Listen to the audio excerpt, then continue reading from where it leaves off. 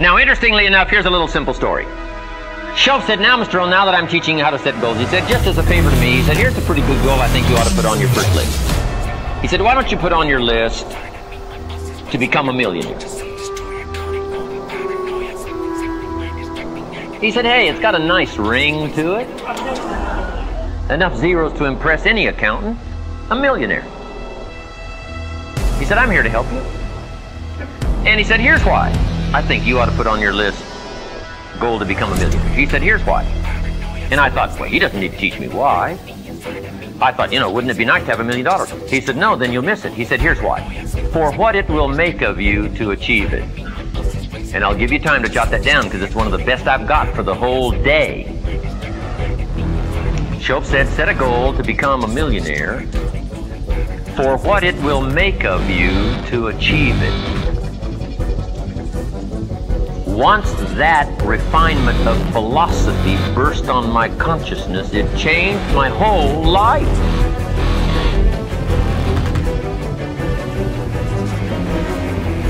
Then Shoaff said, once you become a millionaire now, what's important is not the money. You could give that away. Now, I had a lot more to learn there, too. He said, no, you could just give it away. Now, I did better than that. I lost it all. By the time I was 31, I was a millionaire. By the time I'm 33, I'm broke. I go into more details now in the next seminar on financial independence. Some foolish things I did, I'm telling you. Farm boy from Idaho, I went crazy with that first money. I used to say, how many colors does it come in? I'll buy them all. Foolish. And some bad business judgments. I'll tell you more about that on financial independence. But I lost it all. But guess what? Shoaff was right. Here's what he said. Why? If you become a millionaire, you could give away the money because he said, here's what's important. What's important is not the money. He said, what's important is the person you have become. To be worth $1 million. The skills you've learned. What you now know about the marketplace and people. What you know now about decision making. What you know now about economics, personality. What you know now about the moves of the marketplace and the economy. What you know. What you know now, Mr. Rohn, is what's so valuable. The person you've become, that's what's valuable. What's valuable in life is not what you get. What's valuable in life is what you become. The major question to ask on the job is not, what am I getting here? The major question to ask on the job is, what am I becoming here? Because the value to yourself and to your family is not what you possess. The value is what you become.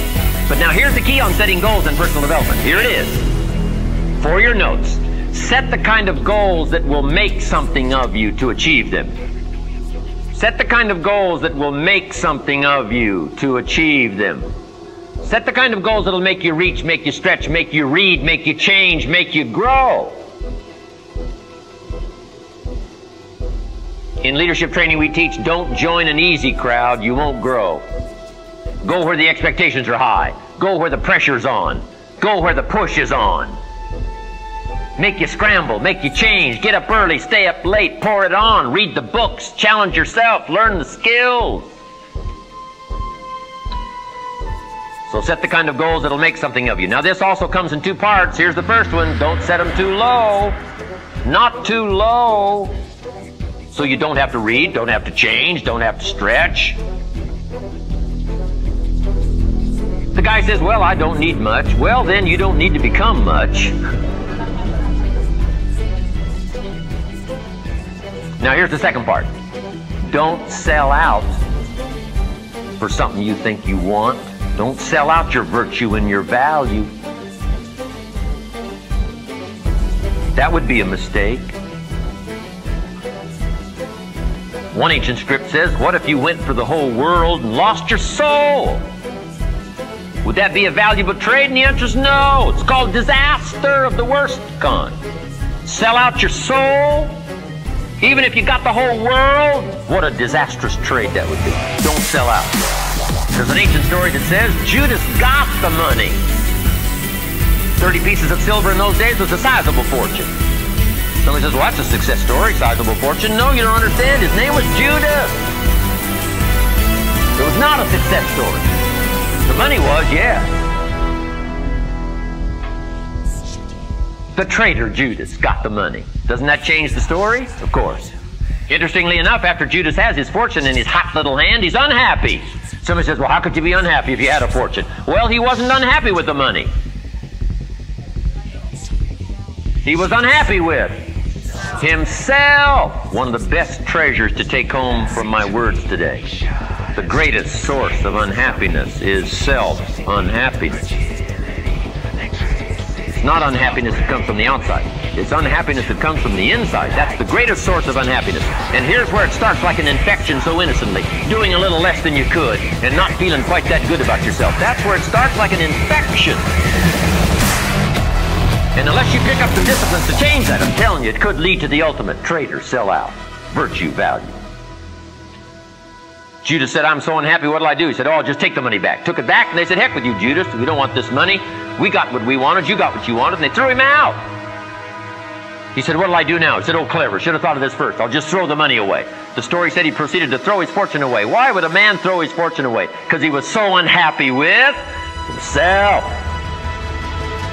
Money doesn't mean anything if you've sold out, compromised your virtue and your principles and your values. Now Judas still can't erase what he's become, even though his fortune is gone. And the story said finally in desperation he went out and hung his worthless self. If he could speak back to us in any kind of clear language, here's what he might say. Beware. Two great words of antiquity. Here's the first one. Behold. That's the positive word. Behold. Can't you see? Behold. Take a look. Behold. That's the positive word. But here's the negative word of antiquity. What? Beware.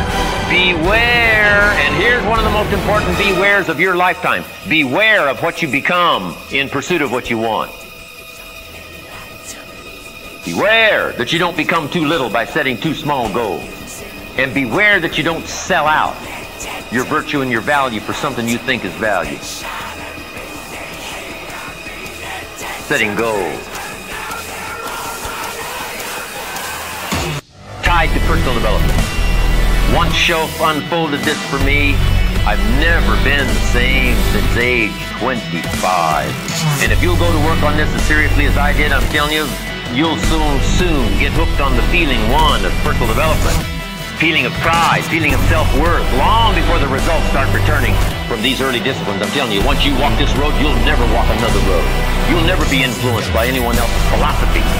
You'll never be influenced. You'll pick up ideas and information, you'll pick up advice, but you'll learn to give yourself orders, develop your own philosophy that'll guide your life through all of the storms and all of the winds, you and your family, safely. You and your enterprise, safely. No matter who's elected, no matter what goes on. I want this seminar to be that valuable for you to develop this kind of strength.